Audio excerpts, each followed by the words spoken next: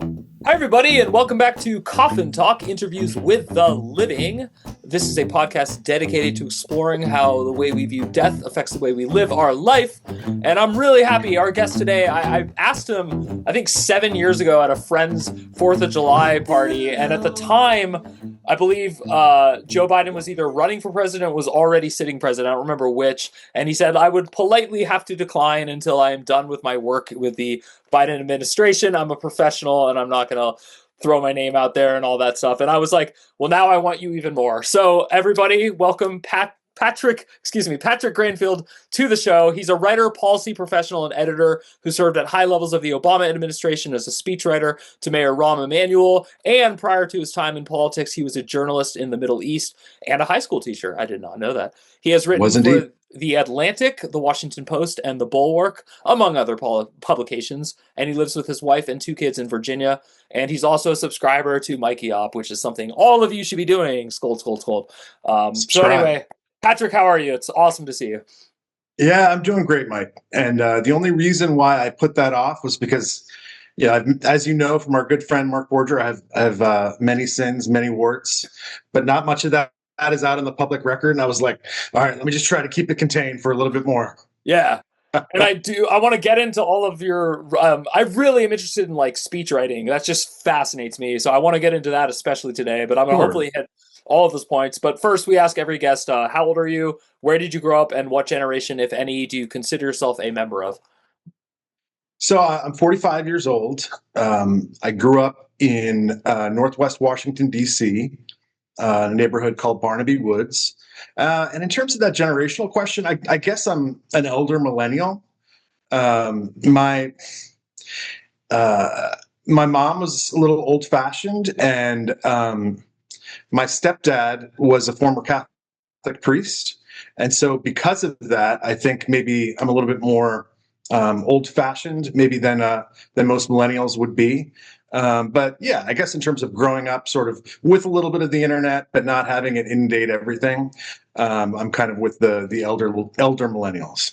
Awesome. Wow. Having your dad be a Catholic priest, I imagine a lot of things about that. I imagine mostly good things, to be honest. I'm not going negative. It's the opposite. I would think, first of all, you had an incredible role model and you had an incredible relationship to the church and all that, but don't let me tell you about your own childhood. I think there's a lot of layers there, and I think some of it actually does go back to the theme of your podcast, Coffin Talk. My dad died when I was 3 years old, when I was a boy. I'm very sorry. And so before I sort of knew any like theology of the afterlife, or long before I think most people are confronted with mortality, it was sort of one of my first and most lasting memories, sort of that loss. And so I sort of was confronted with the reality, but also the mystery. I mean, I remember our parish really helping my family out a lot in those days. It was my sister, my mother, and myself. And I remember, a lot of people coming over to bring food. Mike Feely from down the street dressing up as Santa Claus to give us gifts the Christmas after. I remember Deacon Leonard coming over to watch the Chicago Bears demolish the New England Patriots in the Super Bowl. Awesome. I don't know if that was 85 or 86. Yeah, 85, yeah. Or actually, the Super Bowl was 86, yeah, because it was January. Yeah, so there you go. Father Duffy, Father O'Shea, Deacon Leonard. Those guys, before I was introduced to any theology or really understood any scripture, I had that lived experience of sort of the parish coming together to support my family. Wow. I mean, again, on my condolences, even though it's been 40 something years, that just can't be easy. I don't know if you know this, I'm in a precarious situation where I have 2 daughters with my wife, and then I have a son from a previous marriage, and his mother decided to move him to a different country and then cut off all communication. So I constantly live with this guilt of like him growing up thinking my dad doesn't love me, he doesn't care. Your story is different, obviously, but I am very curious. Did you go through like a whole bunch of thoughts like life isn't fair, this sucks, or did you like always keep a steady thought about it? Like, do you remember any of that, like your own pathology? Yeah, I mean, I think I experienced the loss uh, much more as sort of like a permanent absence rather than a lost presence. Because certainly, yes, I do have some memories of my father, but at the same time, it was more of what I lost by him not being there at certain moments. And so it's kind of like a bill that's due at certain moments over time, at certain junctures, whether, when you graduate high school or when you graduate college or when, you're trying to navigate the world, when you get married, when you have your own child. It's sort of felt most powerfully in some of those moments. And also, I have the same name as he did, and so it's sort of like, you don't want to be anybody's reincarnation, but at the same time, you do want to respect that you do have a father, and his, if anything, his genetic presence is in some part with you, and so it's holding both of those truths. And so, spiritually speaking, when you think about some kids get a dad until they're 70 and their dad's like 95 and they die, other people like you barely get to know your dad, and just like all these other things, do you spiritually believe that this is all fair, that there's like reasons behind everything that everyone's going through? My mom frequently says, everything works out for a reason, Patrick. Everything works out for a reason. I don't really embrace that, um, but I do believe.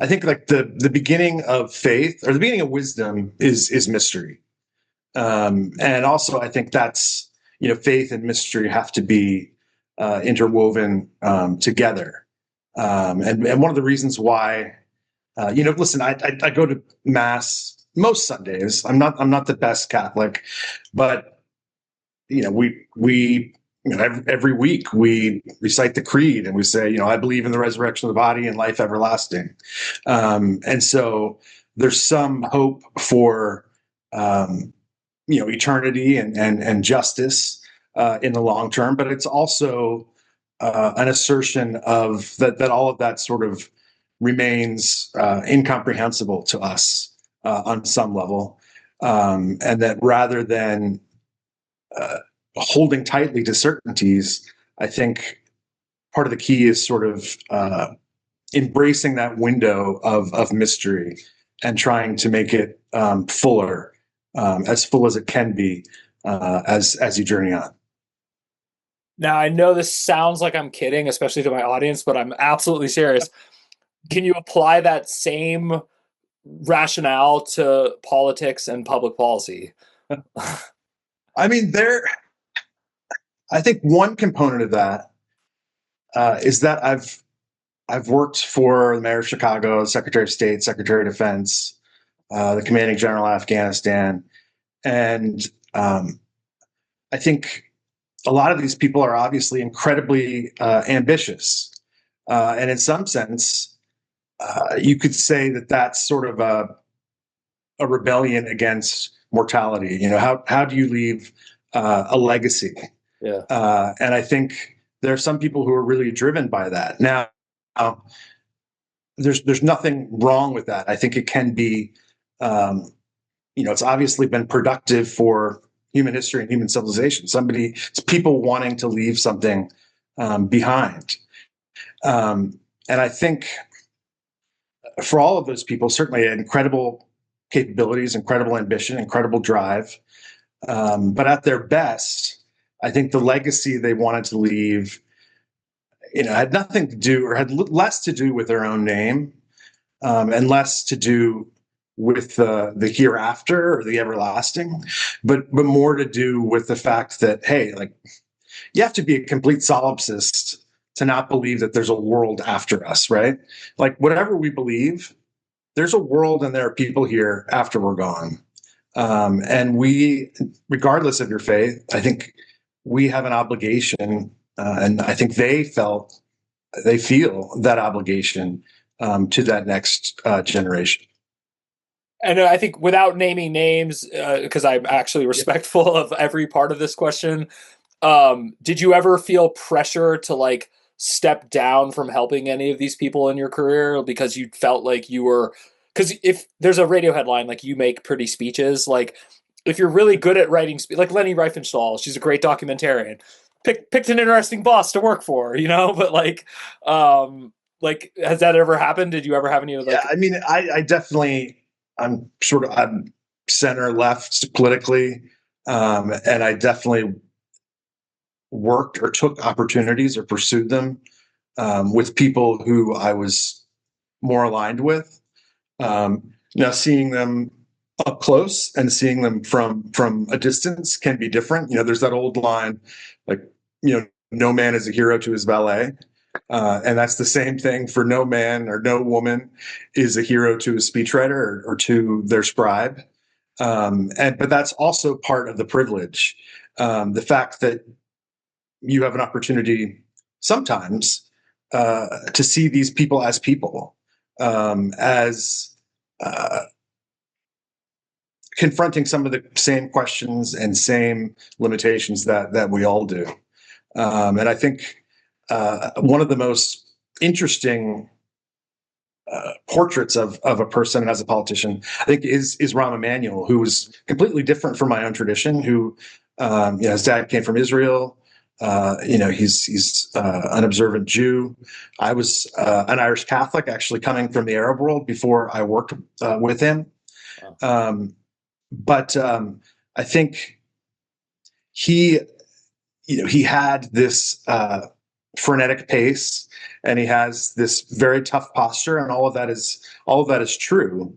But at the same time, I think there was something more tender within him, and there was also a tradition that he had been brought up in that made faith, whether you're Christian or Muslim or Jewish or agnostic, that made the language of faith legible to him in a way that might not be for people who didn't have that. And I would go to church with him. I would go to different churches with him. That's cool. And that was a very interesting experience, because obviously he was an outsider in a lot of Christian churches.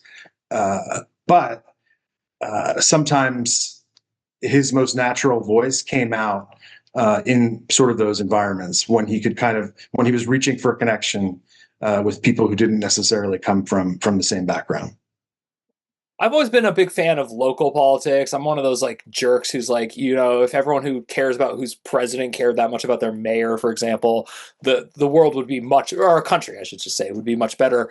I'm not asking if you agree with me on that or not, but I am curious, like how important when you got to see like the mayoral position. Like Chicago's a huge city; it's very important. How do you feel about that? Yeah, I mean, the thing is, in local politics, even in a city of almost 3 million people, you have to live with the people that you're governing or that you're working with. So it's harder to, snipe at people ideologically when you see them at the grocery store or you see them on your commute. And in that way, I think local politics is much better than sort of the ideological trap we're in at the national level, because so many of us are sort of in our information silos where, we don't engage with people who have incredibly different views from us. And we're sort of in an echo chamber. And within a city or with any community, you have to come face to face with people who you disagree with. And you have to realize that they're human. They have burdens. They have families. Sure, they have views that maybe sometimes you even find repugnant. But at the same time, you have to find a way to get to common ground and work with them. And I think that experience at the local level is important, particularly for people who are at the national level, right? Because if you don't have that experience, then it can become some sort of us versus them ideological trap, which unfortunately I think we're ensconced in right now. Yeah, totally. Which kind of segues into my other question I really want to ask you. If someone said like, "Hey, Mike, you don't like talking about politics because you don't like watching people get upset," which is true. Mm-hmm. Uh, I would say, yeah, but also it's because I don't want to know how the sausage is made. I got like close enough to see how some sausage is made in my life, and I don't want to know how any of it's made. Would you say you know like 100% how the political sausage is made, or do you think you're No, I still? don't. Yeah, okay, No. I mean, never. And it's different, in City Hall from the State Department, from okay, the State Department to the Pentagon. There are different cultures, and it's sort of like how the sausage is made. Like, the sausage makers compromise on the ingredients in their meat, in what they produce. And in order to get the sausage made, there is compromise. And that compromise can be unpalatable for some people. But in a democracy, you can't always get what you want. There have to be compromises. And sort of where is that line um, between principle and purity? mm-hmm. You have to be principled. You have to have some beliefs that are enduring. But at the same time, you have to have a willingness to sacrifice on some things. And so I think what some people call sausage making is actually the work of putting together measures or legislation that actually works, and that can appeal to a broad enough population. That's a great answer. Thank you. I just one of my dearest best friends ever from childhood was a public policy. He worked for Gavin Newsom in San Francisco multiple Okay. times, and he passed away unfortunately in his mid I'm so 30s. sorry. But you're like his Yeah. equivalent. I'm not comparing you guys as people. I'm just saying like you both have this expertise and this knowledge. And one thing I miss about him was he could just like point at any election and be like, that guy's gonna win, that girl's gonna win, like that. Like he just like could see like electioneering really well. Your speech writing is different, but you're still public policy, so you're kind of in both. Do you feel, speaking of like what we're ensconced in right now, is just this like bitter enmity at like the national level, and then most of us drinking the Kool-Aid to say we hate each other? You follow what I'm saying here? Like, there's two things going on at once, in my opinion. There's like actual divisiveness, like Congress is not getting along, people, but then there's also like this constant media presence saying none of you are getting along and you all hate each other and you disagree and you're so polarized, and then it like informs us about ourselves without giving us a chance. So do you see an escape route from this? Do you think there's like a way out? I mean, there has to be, right? Like, I'm not smart enough to know, Yeah, and yeah. I can't, like your friend, like pick all the winners. So I don't know, Yeah. but you have to have faith, and you have to act like the divide can be breached. And I think the way that you do that is, with your own interactions. I mean, our common friend, I've named him earlier, Yeah, but it's he fine. has political views that are much different than mine. Yeah. And sometimes, yeah, we do get into some pretty fierce disagreements. But I find value in staying closely connected with him and engaging with him.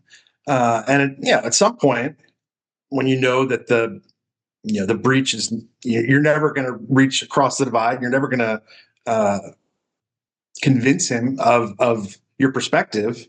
That doesn't mean that the relationship isn't worth having, Yeah, and definitely. keeping. And in part of that, there is learning, and so, yeah, I mean, the polarization, I mean, I think we are more polarized. I think polarization gets clicks. The algorithm feeds off of it.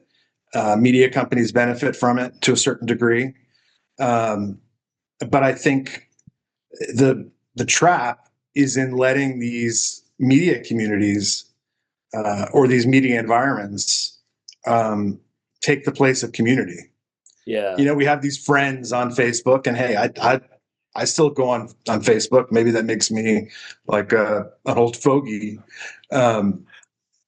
but these communities, these online communities, are not a replacement for face-to-face interaction or work, in your neighborhood with your community, where you have to confront people as they are in a more full view of who they are, rather than you know whether they wear a red MAGA hat, or have a certain sign in their front lawn. Yeah. I love that answer, and I especially am glad you brought up our friend Mark again. First of all, I should say he was on episode 55 of Coffin Talk, so if you want to hear from him. He's an OG, man. I Yeah. love it. And second of all, he has been a great friend of mine throughout my life, and as I don't know, like, which person split politically first, him or me, in a different direction, but he helps me actually with all of this because he is such a good friend and I like him so much that it does remind me that it's fun to spar and you can disagree, but ultimately, if you're trying to convince someone to think like you, that's totalitarian, that's weird, that's like, it's a human urge because you want us all to agree, but really, this frail, weird phrase "agree to disagree" is actually like a solution to the path I think that I'm looking for. But great answer, and I appreciate everything you said. I did want to ask you to link us into like what happens when you think you die. I first just wanted to get over one more thing about public policy and the nexus, and then I also want to get into your writing because I really want to talk to you about that part of your life. I would say at this point, I'm shocked as a person who grew up in like Berkeley, California, with like no religion and like no, like people went to church, but no one is religious where I grew up. It's like a bunch of atheists and a bunch of I go to church because it's social, but there's no like anything like I've encountered when I moved east or to the Midwest. So my current understanding of America is that we have religions and we have spiritual people. All religions are spiritual, but not all spiritual people like religions or want to be a religious like thing. One, do you see it that same way or do you see it differently? And then two, do you think that is a problem or a good thing in this country?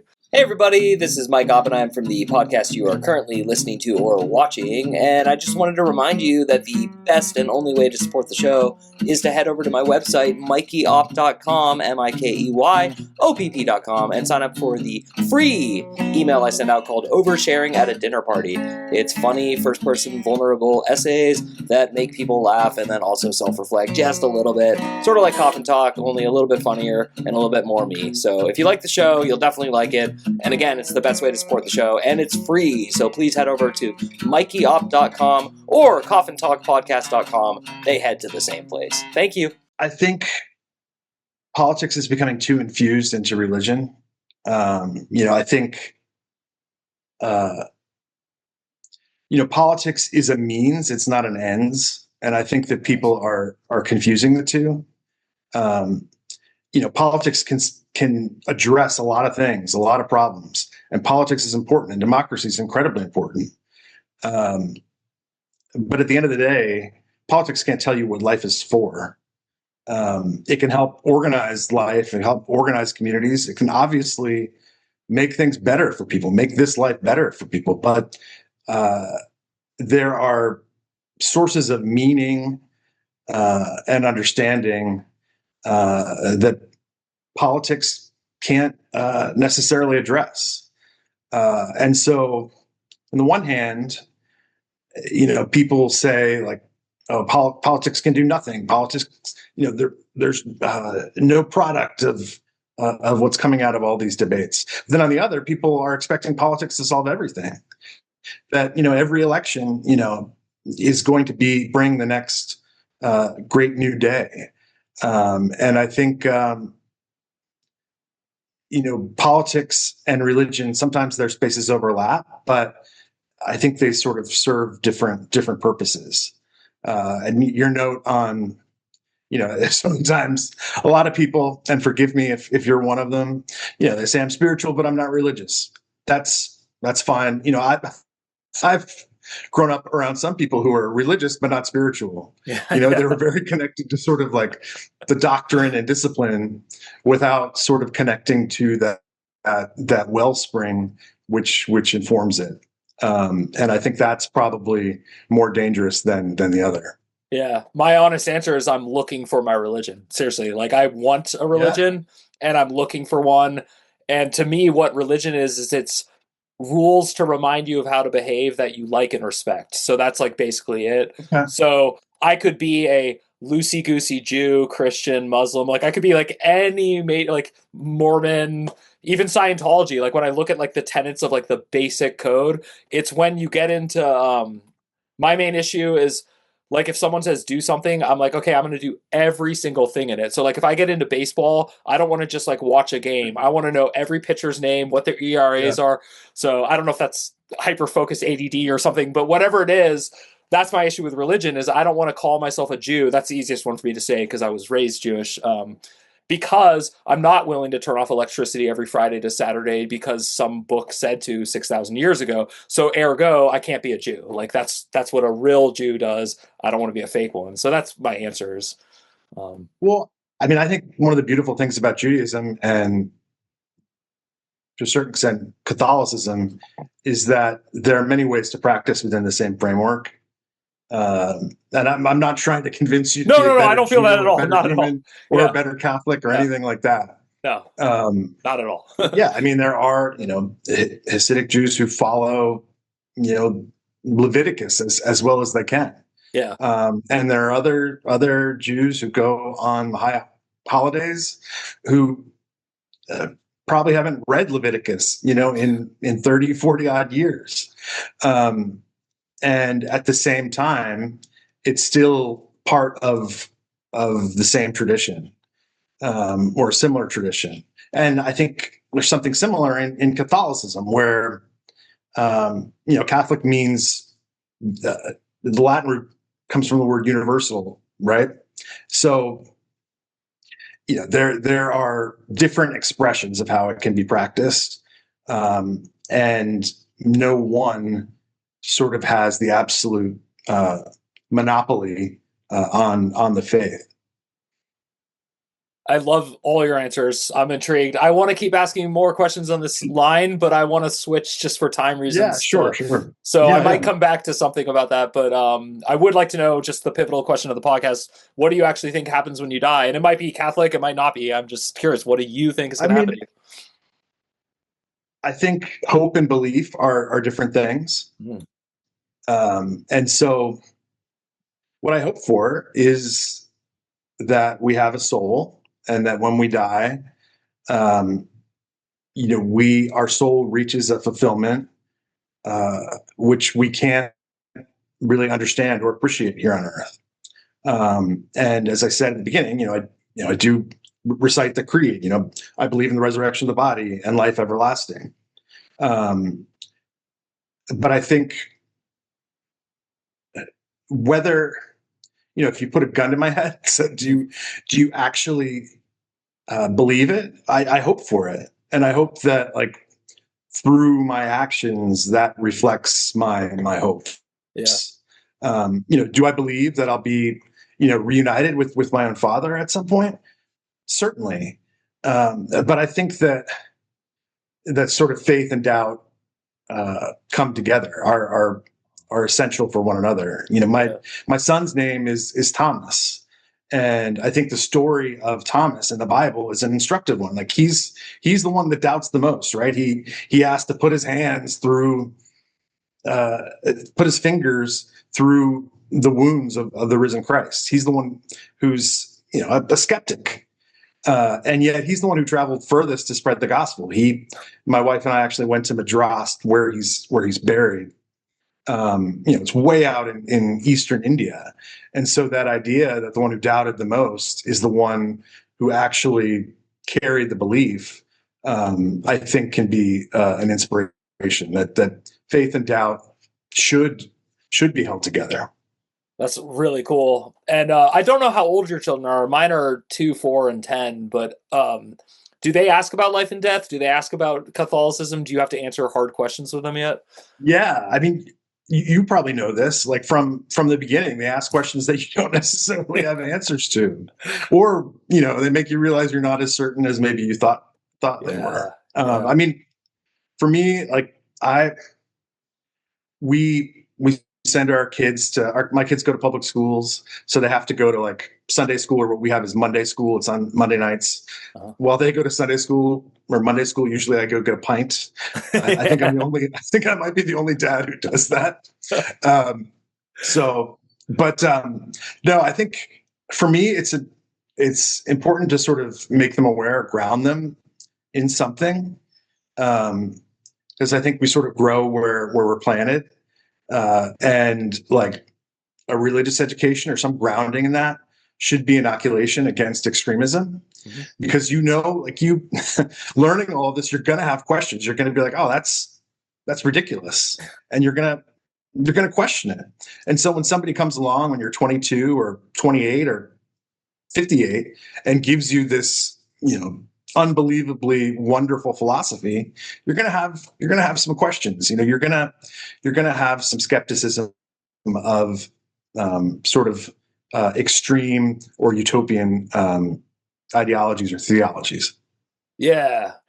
And I'm glad we talked about this, because I did want to ask you about what you were like when you were a child, as far as like your imagination for your own future. And the reason I'm saying this is, like, your byline is just awesome. Like, I'm a fellow writer, and like the Atlantic, Washington Post, like and yet I know you're a man of humility, and you even went as far as to say, your legacy is like what you leave with the world, but how much your name is attached to it is kind of BS, and that doesn't really matter. So I can just tell by talking to you and by knowing you and by reading your bio. Your bio is impressive, but that's not really like what drives you or what you're like most proud of. But I am curious, when you were a child, did you dream of being a writer? Did you dream of like being important and like helping people in the world? Like, were any of these things part of your dreams? Yeah, I mean, definitely vanity is part of what's driven me. Yeah, that's healthy. I think definitely been that's definitely been part of it. But also the fact that my own dad died when he was 35, it was like, man, I gotta get a lot of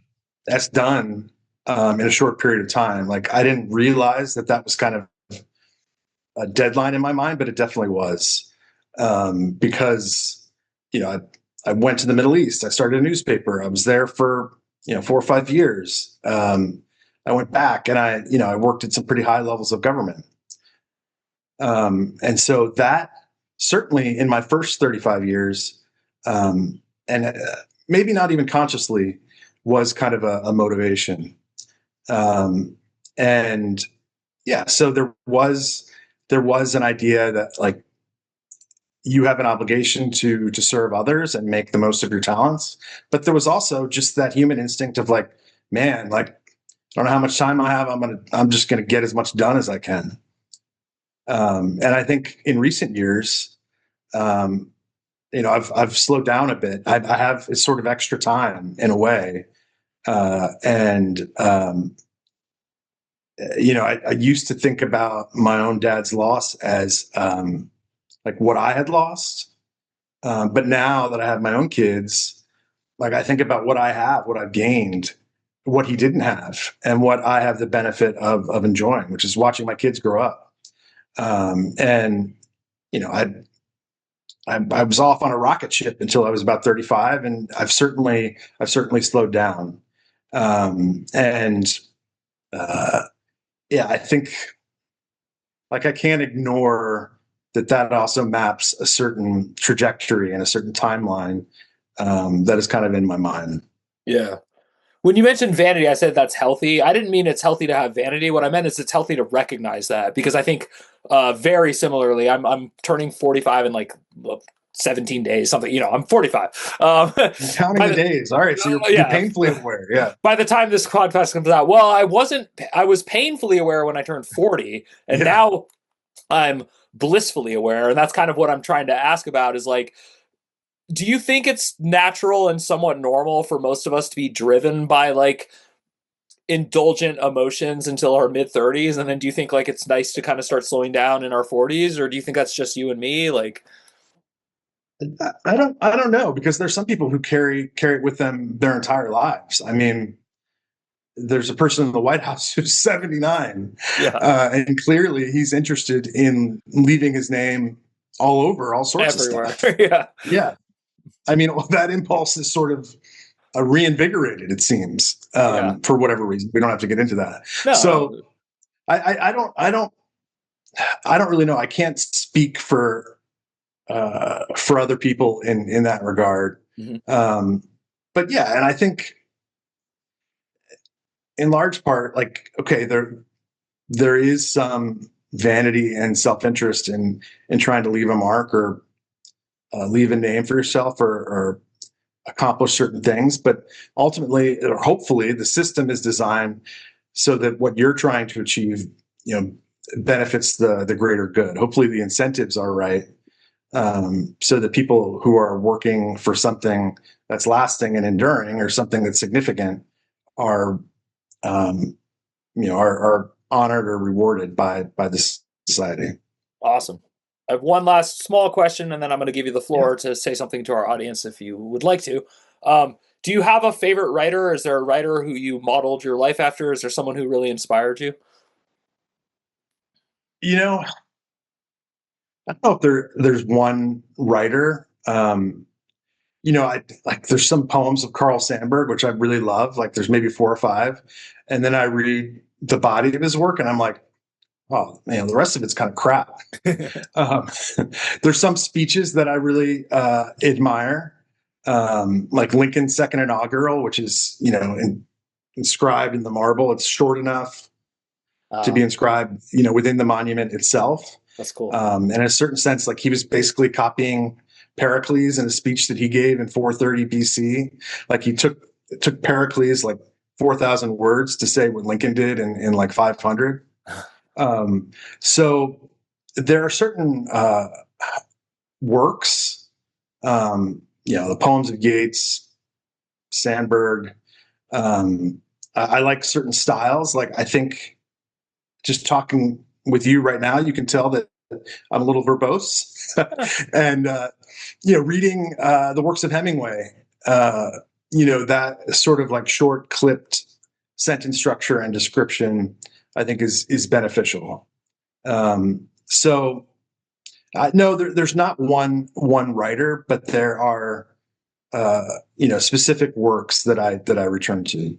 That's cool. I was actually going to wait till I hit stop on the record to compliment you. I was going to tell you something you were really good at is making it clear when you're winding up to end and then being done answering a question. And you seem to actually intuit how to do that politely and responsibly. And the reason I bring this up is that is the hardest part of doing interviews. It's just like when you have a guest who like doesn't get that. And so I don't know if you were trained, I don't know like how, but I was going to actually say that to you. So you might be verbose by like the overall definition of that word. I would not, like, compared to most guests, I would say you're actually quite succinct. You don't belabor points, nor do you repeat them. So, well, thank you. Yeah. I don't know where that comes from, but thank you. I appreciate it. No problem. Yeah. And on that note, we are winding up the interview, but I always give my guests the floor at the end. Just anything you want to tell our audience. Subscribe to the podcast. Mike, you're doing important work. And I think the title is Coffin Talk, and I think it's good for people to realize that our time is short, and that a lot of these grievances we have, whether they're familial, personal, ideological, a lot of them are real. They're deeply rooted. They should be named, and shouldn't ignore them. But don't use them as an excuse to try to overcome them. Realize that you don't know if that person is going to be around forever, and trying to work across that divide is usually worth it. I think that's something we all need to keep in mind, and that I need to keep in mind at different points in my life. Yeah. Thank you. Well said. It's hard. I always said I would never judge people based on politics, and I do all the time. Yeah, I made it through 2 straight administrations not doing it. Now I'm doing a horrible job. Yeah. Yeah. I mean, listen, the politics is really ugly, and I think we're in a dangerous place. And so people need to speak up and speak out, and stand on what they believe. But that is not a substitute for actually engaging with people, and doing the work, like going on Twitter or X or whatever it's called, or posting things, is not a substitute for getting out in the community and actually meeting people where they are and doing things hopefully that improve people's lives. Yeah, dude. Thank you, Patrick. You're awesome. I'm so glad we got to do this. And I will be keeping in touch. I can't be at this year's 4th of July party, but I'll be at one in the future. So hopefully Well, you know, as long as I'm around, as long as I'm not in that coffin, I'll try to make it. Yeah. Hopefully we can meet each other in the flesh quite soon. Awesome. We'll give one last shout out to Mark Borger, who literally throws the best party I've ever been to year after year after year. So thank you, Mark, for introducing Patrick and I. And thank you to everyone for tuning in to Coffin Talk. This has been another episode. My name is Mike Oppenheim. The best and only way to support the show is to head up to mikeyop.com and just hit subscribe. It's free. It costs you nothing. And it gives me one more number on a little thing I can put on queries to agents. So thank you if you can do that for me. And thank you again for tuning in. Thank you, Patrick, for everything you do, and we will see you soon.